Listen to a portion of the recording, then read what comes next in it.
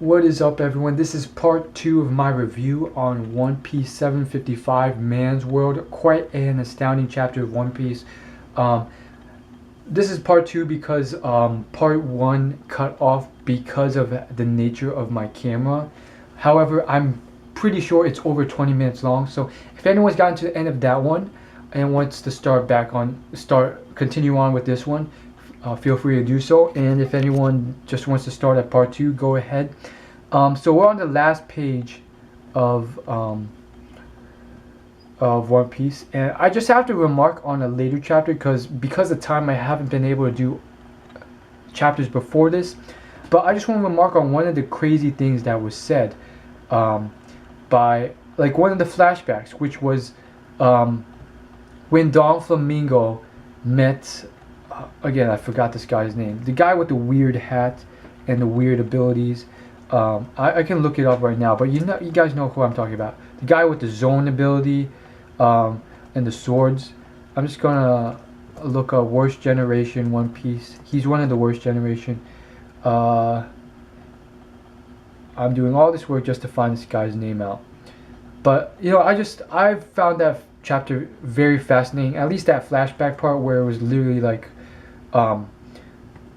You see the little kid and he's wrapped in grenades and he's literally like, hey, it's time, it's like I want to do it, destroy it all.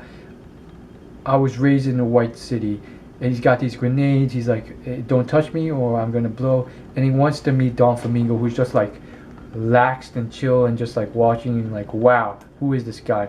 I found that quite astounding. I'm still looking for this guy's name. It's not Teach. You guys know who I'm talking about, though, right? Not the Kid Pirates. Not Mihawk. Law. Trafalgar Law. Law is who I'm talking about. Amazing flashback story. More so than that, though. Just on this last page, back to this chapter. This last page I just found quite astounding because what doesn't make sense to me, first off, is the fact that this princess is still crying, literally with tears falling down her cheek and screaming, wow, I want to go home to Greenbelt. Hurry, come save me. Leo. Even after years of being imprisoned there. Kinda unrealistic, but there you go. I mean, naive dwarves or fairies. Could be true. On top of that, these dwarves,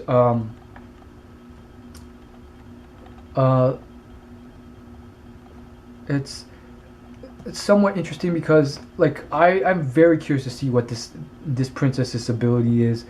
She probably has something to do with the toys, maybe making smile. Who knows? Probably another factory process or factory style ability. I can't wait to see what she does or what her ability is. I can't wait to see where Luffy's at. Can't wait to see where Law's at. Can't wait to see where them actually fight. We've gone on far enough. I can't wait to see where God Usopp's going to take everything and just wreck everyone and just save the day. Obviously that's not going to happen. Luffy's going to do it, but still I'm rooting for Usopp more than Luffy.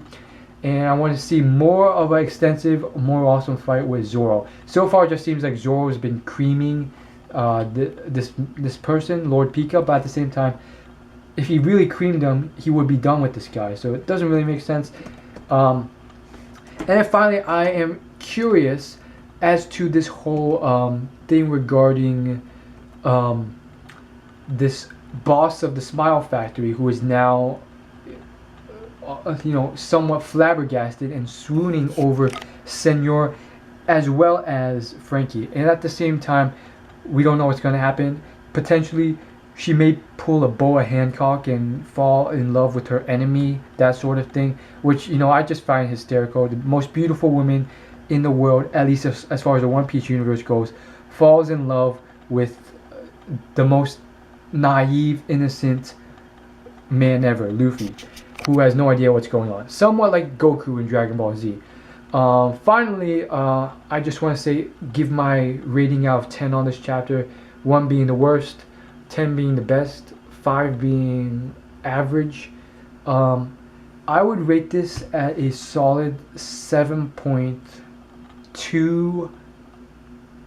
7.24.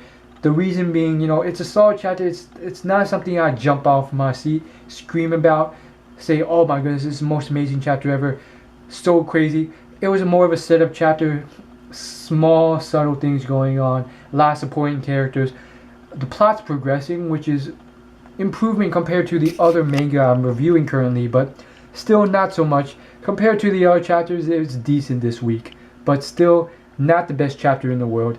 That's all I really want to say. As always, like, favorite, comment, share this video with someone you think would like it, and as always, subscribe. I'll see you in my next video.